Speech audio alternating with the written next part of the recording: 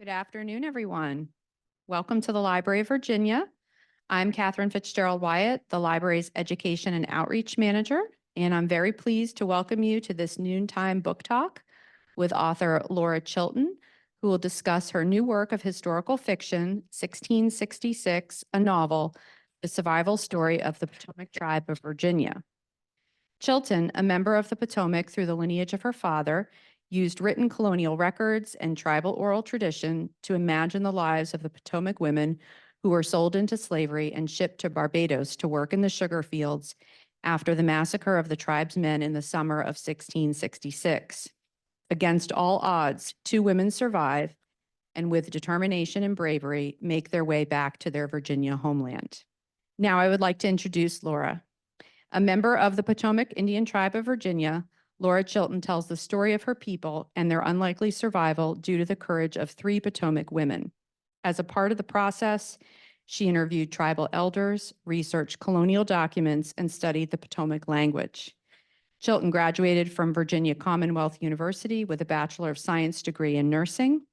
She has worked as a registered nurse, a small business owner, an elected official, a nonprofit executive, and a writer. Memphis is her home, and 1666 is her second work of historical fiction. We're going to show a brief trailer, and then we're going to welcome Lora Chilton to the podium.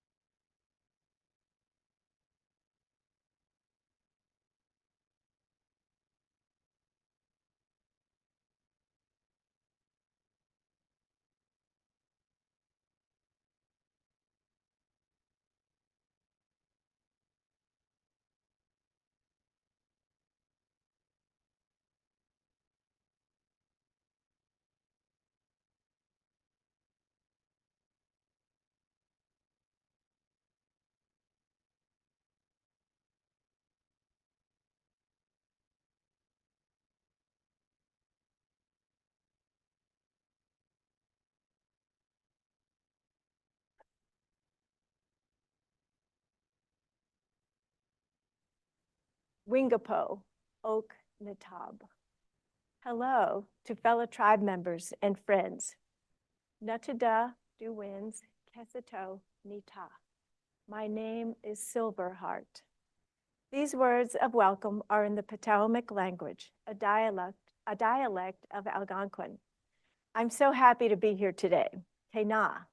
Thank you to the Library of Virginia for inviting me to introduce my new work of historical fiction, 1666, a novel. I'm especially excited to be here as the library is hosting Indigenous Perspectives. If you've not walked through the multimedia exhibit, be sure you do so on your way out, or at least before August 17th, when I'm understanding it will go on the road. And Catherine and Ashley here with the museum have been wonderful, and I want to thank them for their professionalism as we planned today. It's been great getting to know you via email and then in person today. This is always a dangerous practice, but I can't seem to learn my lesson. So I do want to recognize a few people in the audience. My daughter Lisa is here. She lives in Richmond and with some of her work colleagues. Dr. Bradby Brown, Executive Director of Pocahontas Reframed Film Festival and a member of the Virginia Pamunkey Tribe, is also here. Dr. Brown was an early reader and reviewer of 1666, a novel, and I'm so grateful for his generosity of time to read and write a review. And my second cousin is here, Bill Elwood. Thank you also for being here, Bill. And I understand there are some other old friends from my college days, and I'm always happy to make new friends as well. So thank you for being here. It has been a long and winding road. that led me to the Library of Virginia today. From being born in Louisville, Kentucky, to my childhood years spent just north of here in Triangle, Virginia, to the Philippines during my teen years, and back to Virginia right here in Richmond when I went to college at MCV. There were a few more stops here and there along the way before I landed in Memphis, where I live today. I think the same could be said for the Patawomeck tribe. It's been a long and winding road for them, starting from the migration that brought them to the banks of the Potomac Creek before the 1300s, and the peaceful life they were able to live there many years before the European explorers arrived, to that horrific summer night in 1666 when all the men were killed and the women and children sold into slavery. Fast forward to the Racial Integrity Act of 1924 in Virginia, the paper genocide that further erased not just the Patawomeck, but all Native people in Virginia. Over 300 years of trying to eliminate Native people, customs, and language. But guess what? We are still here. We are still here. This resilience, this strength in the face of oppression is part of why I wanted to write 1666, a novel. 1666, a novel, is historical fiction, an imagined story based on written colonial records and the oral tradition of the Patawomeck tribe. I am an enrolled member of the tribe through the lineage of my father. I first heard the oral tradition that told of the tribe's survival in 2007, when Chief Two Eagles Green came to our Chilton family reunion. He recalled the men being brutally killed, the women and children marched south and sold into slavery to work in the sugar fields of Barbados.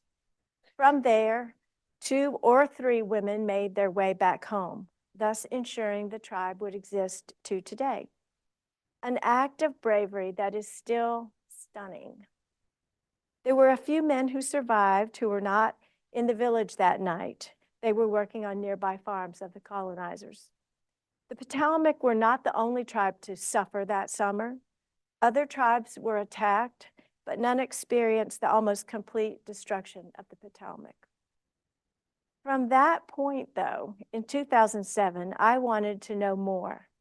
I wanted to read that book, the book that told the story of survival, the book that described the women and their ordeal. How did they survive in what was known then as the killing sugar fields of the Caribbean? Were they motivated by revenge or love? Was it for their children? Was it to get home? What were they feeling as they grieved the loss of their husbands, their fathers, their brothers, their sons, their village, their freedom? I kept looking for that book. I didn't find it, but I found bits and pieces from early explorers describing what they saw and heard as they encountered tribes in Senecomico, which most of you probably in here know is Virginia.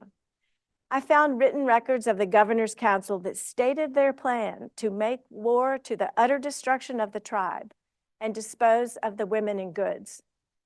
Chilling words that are shocking today, that this council felt their actions were so right and so noble, so justifiable, that they wrote their intentions down so that we might still sit with that horror today.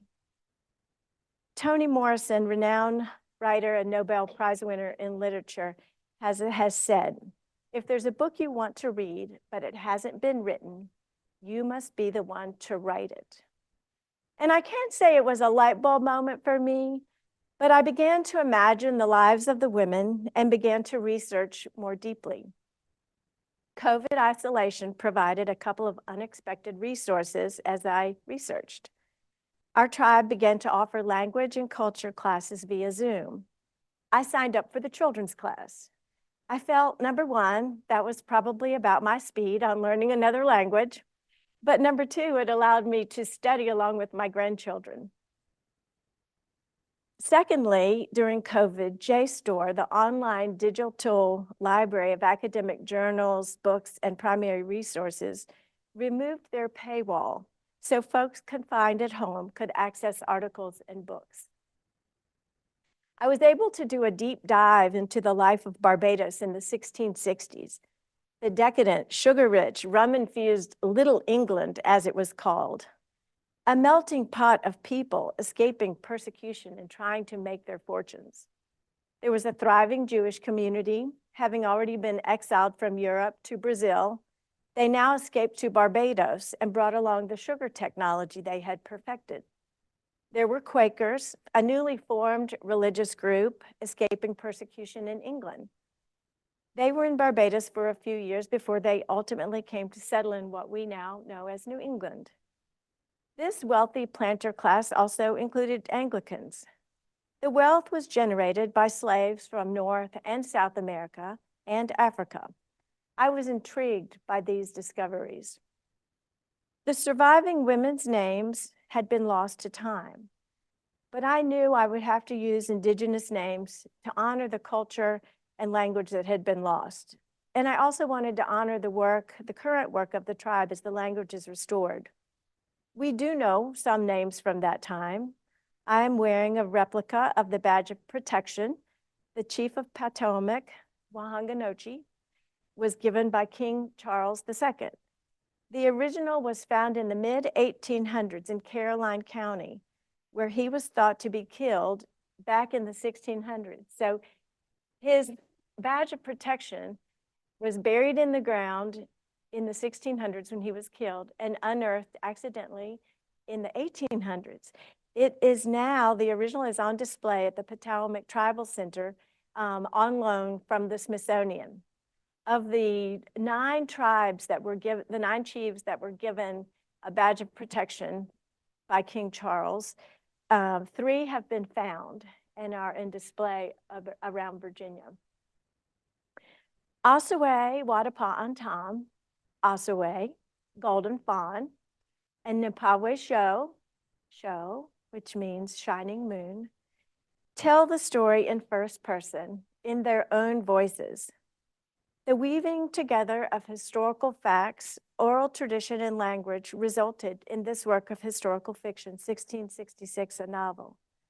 To me, historical fiction brings the past alive and adds vibrancy to forgotten stories.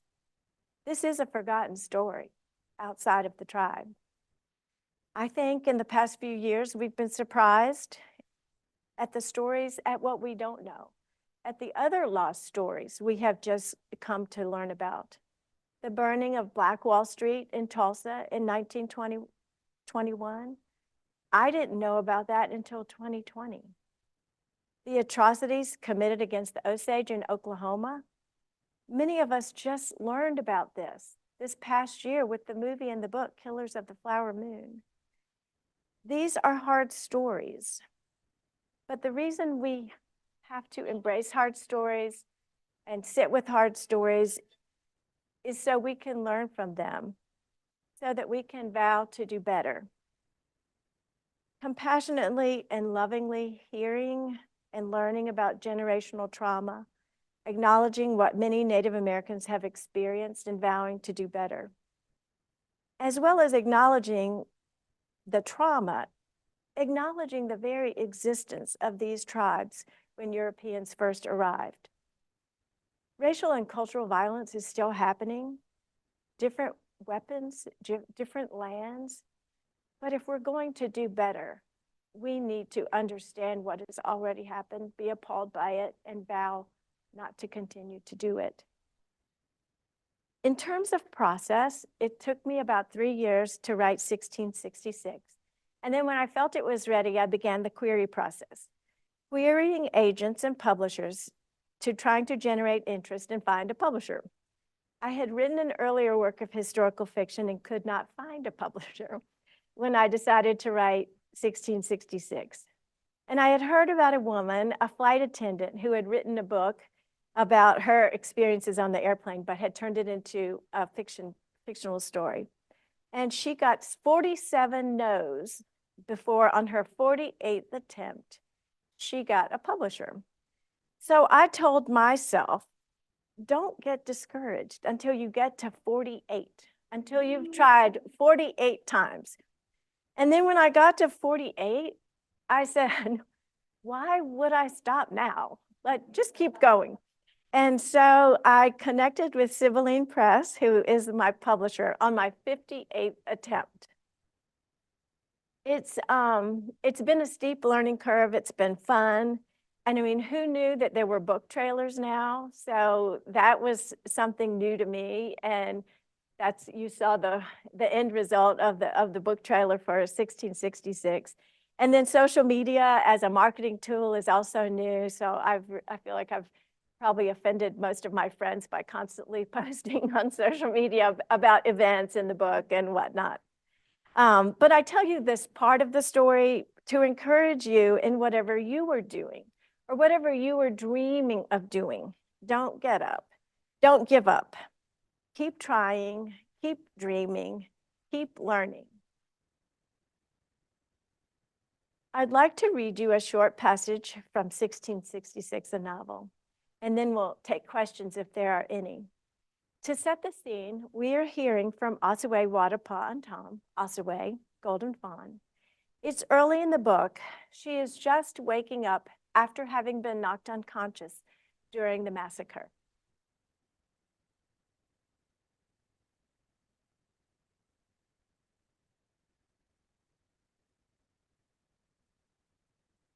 My head is throbbing as I open my eyes and realize from the position of the sun that it is now late morning.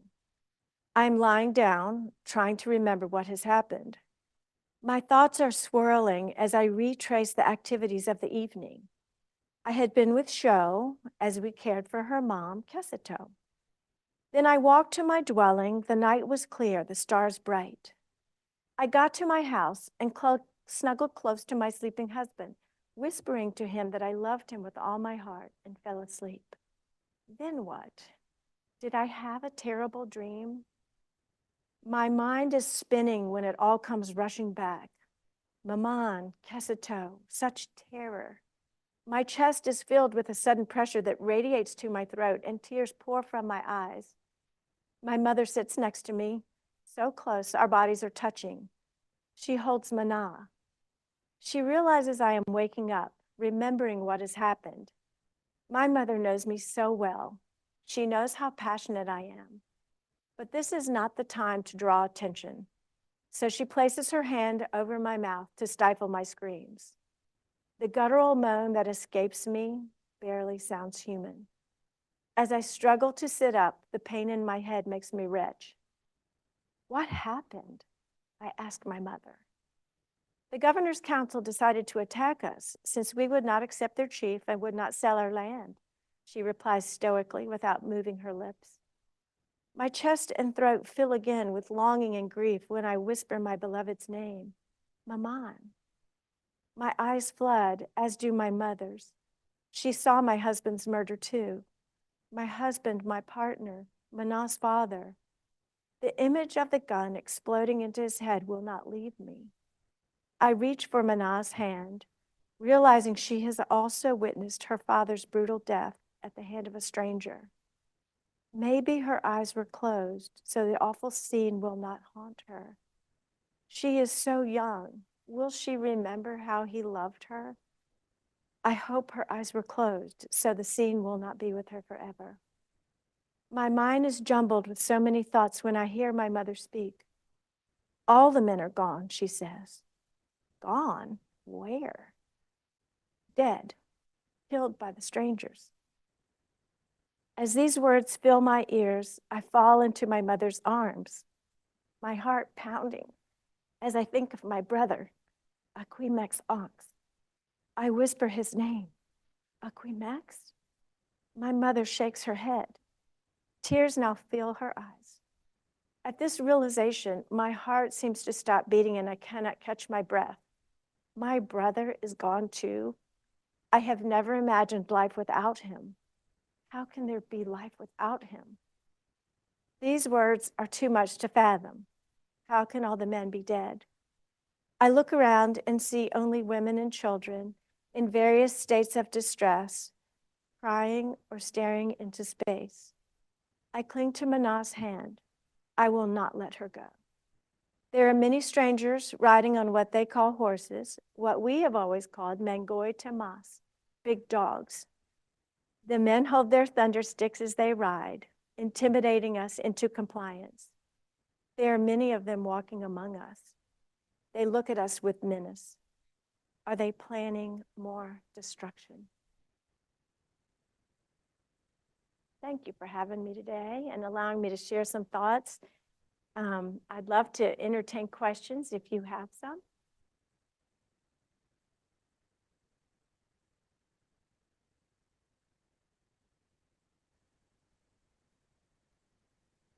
I'll admit I haven't read the book yet. So Patawomeck Creek is in Stafford County. Mm-hmm. So they would normally be in the Aquia Whitewater area? Mm-hmm. Exactly. Okay, because my husband's family has land there and we found arrowheads after Mhm. freshets. Yes.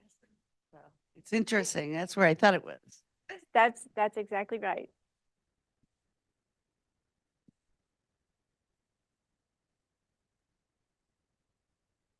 Thank you for your presentation. I'm curious about producing a book with a publisher. Maybe someday I'll do that. But I was curious about the cover of your book. Is that artwork done by the publishing company? And I just noticed, in fact, that there's a little green snake on that cover, and it was very surprising.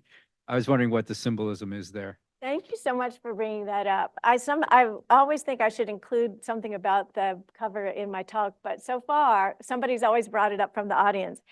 So yes, this was also a part of the learning curve for me. The publisher had me create a Pinterest page of images that I thought I would like, or what did I envision for the cover. And I envisioned Asue's face, and that's who this is. This is Asue.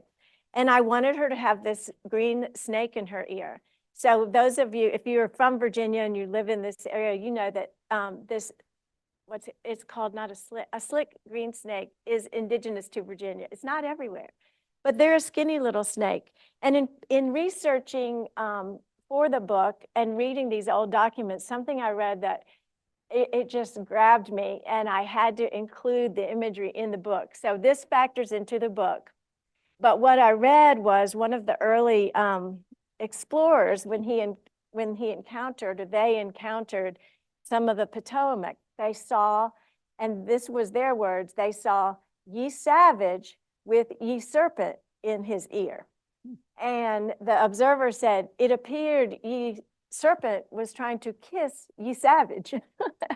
And I just thought that was so intriguing. And I found out later that this, in fact, was a tradition within the Patawomeck and possibly other Virginia tribes, that when they went to negotiate, the priest or the leaders would put one of these snakes in their earlobe piercing and loop it once. And so, of course, that aggravates the snake very much.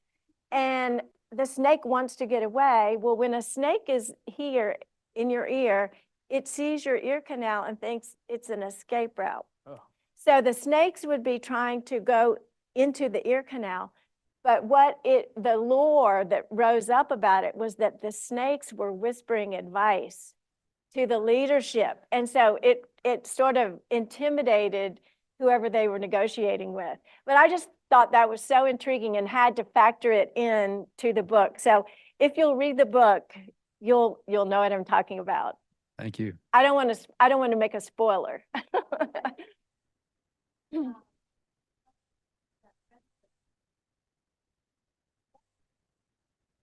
Well, she is with Sibylline Press.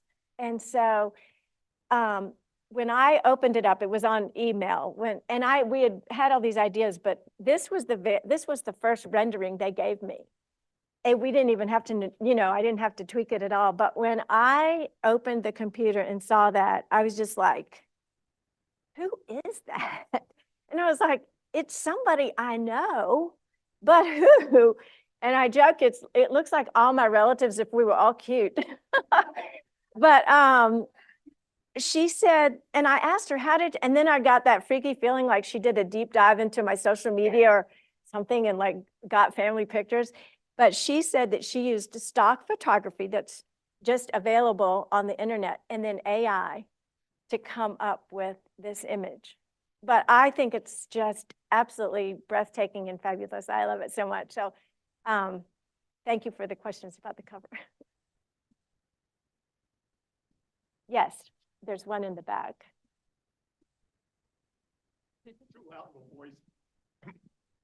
Yes, you answered my first question about, I guess, the original trigger for why the English attacked the village. But what was it about Patawomeck Creek or whatever that they desired, or was it just simply a case that it looked good and they didn't like the idea of the natives living there? Well, I mean, I'm sure there are more expert historians in here than I.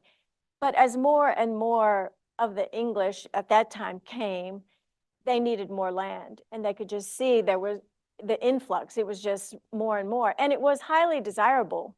You know, the land was fertile, and they could see that the native peoples were very successful with planting there, and that the creek and the river were providing so much in terms of nutrition. So it was just a very desirable piece. You know, that area was very desirable, and this happened all over Virginia. And sort of what they had been doing, the governor's council had been then trying to replace the chiefs, which, you know, that's the tribe appointed their own chiefs, but they wanted to appoint the chiefs and hoping they had insider information about what was going on with the tribes, and just tried to erode, you know, even the culture back then from the inside out. And so then we would not take a chief of their, we would not accept their appointed chief. And then Wahan Gonochi had been already killed a few years earlier. His body disappeared, and our tribe was just waiting for him to return, having an interim chief. He had been accused, falsely accused of a crime, but it was so egregious that even the English court in Jamestown found him innocent. But that enraged the ones who had set him up, because they had to pay a fine of lots of corn and lots of tobacco. So there was just a lot of tension leading up to this summer. Hello, just a quick question. So you mentioned about one of the chiefs who was accused. Is there any documentation about the other two chiefs? How did they die? Were they killed, or did they pass with natural causes? What other two chiefs? You mentioned that 3 medallions were found. Protection Oh medallions. yeah. So the Well, other those two chiefs. were, I don't know. So they were not the chiefs of the Patawomeck. Okay. You know, I can't pull it up in my brain right this second about which other two have been found, but it was well documented that King Charles had given the badges of protection. Thank you. We have some up here.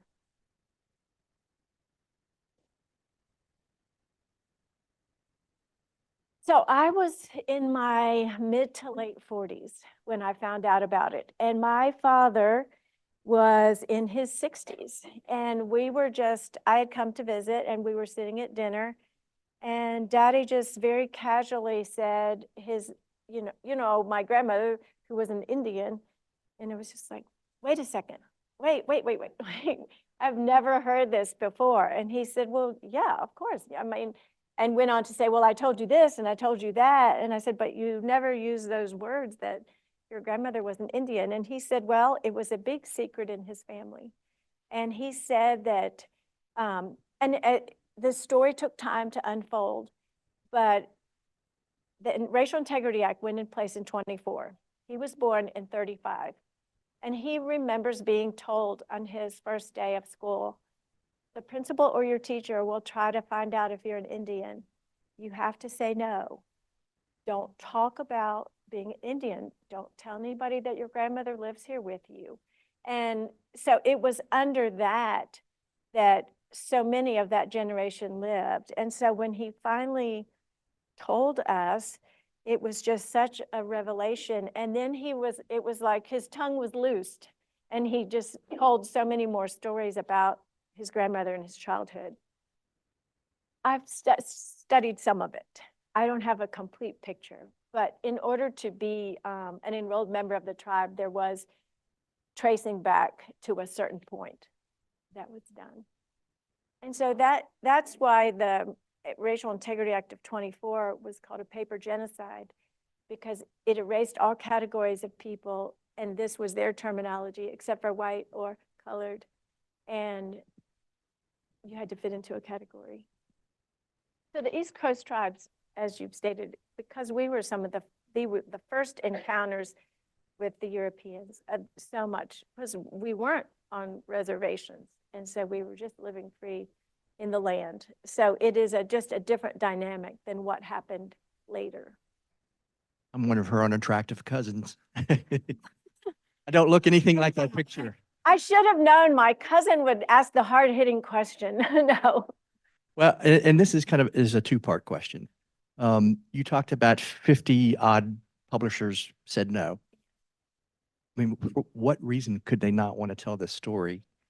And the second part of that question is, did you run into any obstacles where people didn't want to talk about this? I mean, I know you've consulted written documents, but you probably also had some interviews with people. Were there any people who were hesitant to talk to you about this? Everybody who I spoke with was willing to share what they knew. Once the book was written, there were some Native peoples who would not read the book. So that's why I was so grateful when Brad would and other people, non-Native people. I mean, I feel like it's a story that needs to be told broadly. But they said they'd already read too much trauma about what had happened, and they really didn't feel comfortable reading a book that was going to be on a hard topic. But everyone I talked to really was willing to, I feel like, speak freely. Bill, I'm missing the first part of your question again. What was the first? Tell the story. Why didn't the publisher? Okay, yes. So the publishers, they all have this very nice way of saying no. It's like, this sounds interesting, but we don't think we can do it justice right now. And then I did hear a critique that they felt the indigenous names were too hard.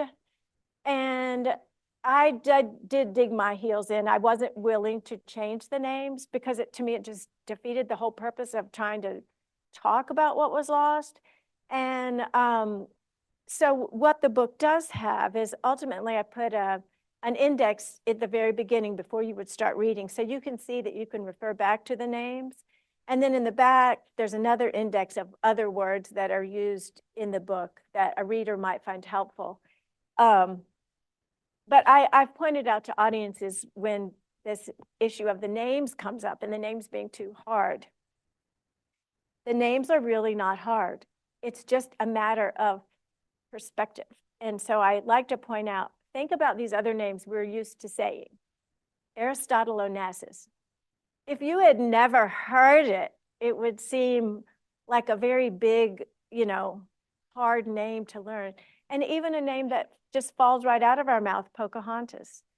But it will be the same when we know Napawesho.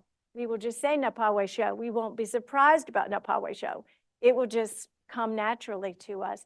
So it's just a matter of, and I have confidence in the readers too, that they can handle the names. I really do. Well, no, the publisher also has the audio rights, and they've actually, they're secure now with Tantor Media. And so it will be made into an Audible book or that version. Now that you brought the 2-3 women back to their home, do you have plans to go on and explore how they resettle and reclaim their lives back here in Virginia? Well, I'm pondering that. The publisher did ask me at some point, do you have another book? And I was like, as a matter of fact, I do. And I was thinking of the one that had not been published. And they said, well, tell us about it. And so I did. And they said, we were thinking about a sequel to this book. So I am working on a sequel, but it's actually jumping far ahead.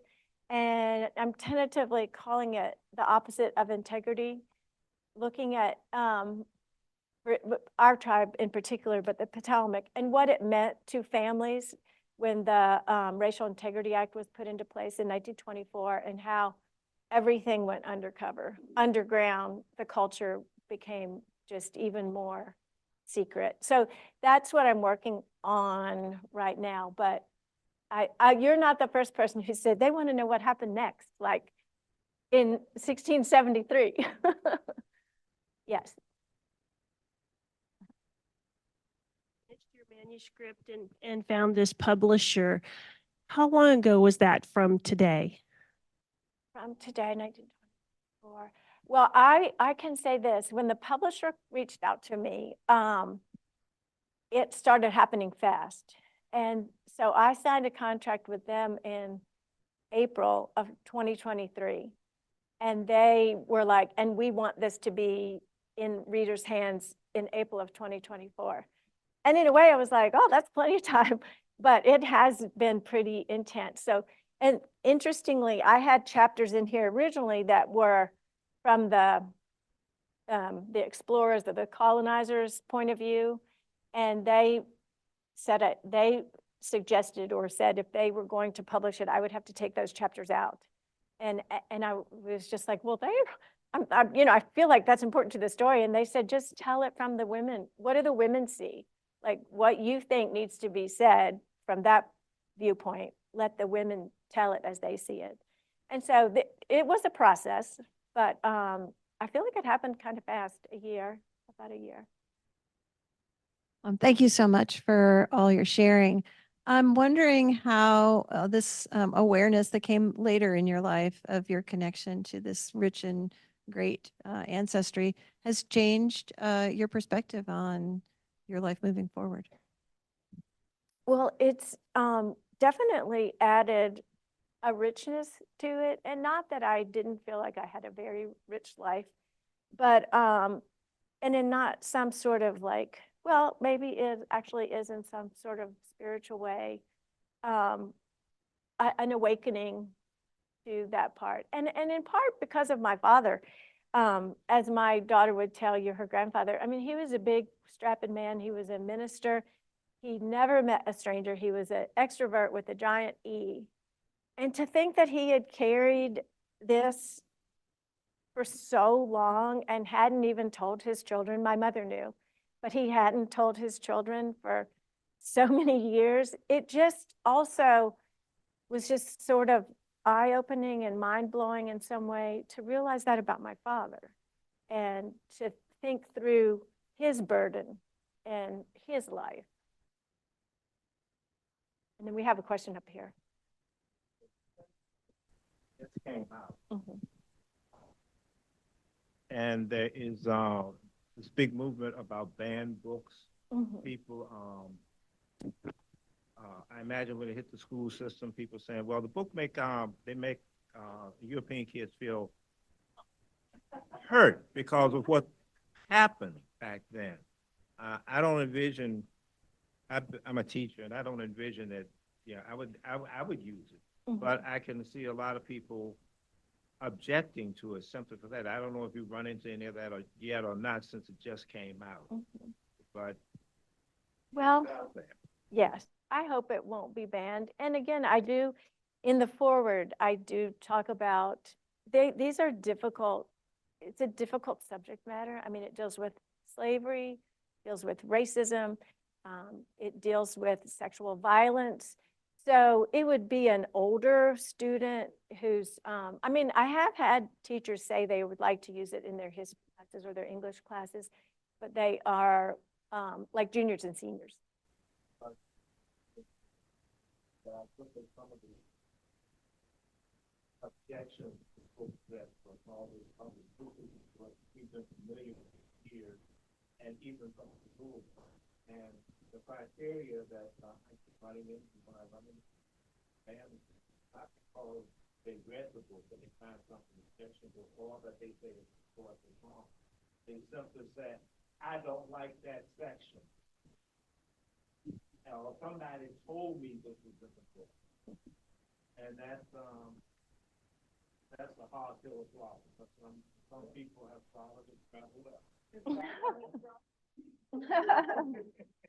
Well, on that note, I would say I think the gift shop has some, and I hope you will read it for yourself. No, we just did a soft cover, and they said, I asked about that too, but they said the reason they do soft covers because it's more environmentally friendly, but it also makes it more inexpensive. So I'll sit up here, and if you have a book and you would like me to sign it, I would be so happy to do so. Again, many thanks to the Library of Virginia for having me today.